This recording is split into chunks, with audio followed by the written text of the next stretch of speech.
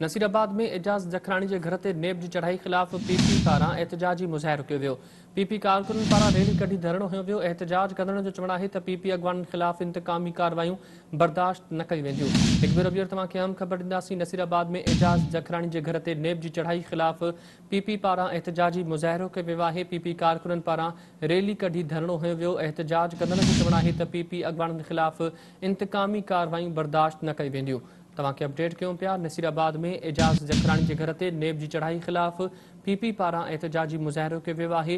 PP कारकुननि पारां rally कढी धरणो हयो वियो। एहतजाज कंदड़नि जो चवणु आहे त पीपी अॻवाननि खिलाफ इंतकामी कार्रवायूं बर्दाश्त न कई वेंदियूं। तफ़सील मालूम कंदासीं। अलाह बख्श कुरैशी लाइन ते मौजूद आहे। अलाह बख्श, पीपी अॻवाननि एहतजाज कयो आहे एजाज जखरानी की गिरफ़्तारी खिलाफ, छा तफ़सील आहिनि?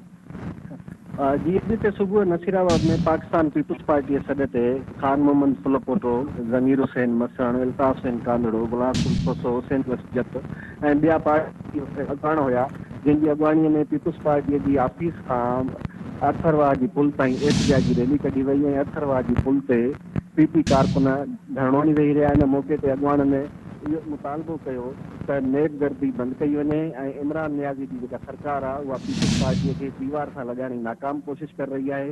हिननि इहो कयो त असां जनरल ज़िया ऐं जी परवेज़ मुशर्रफ जी ठीक है। अल्लाह बख्श, मेहरबानी, हाँ तफ़सील ॾिना।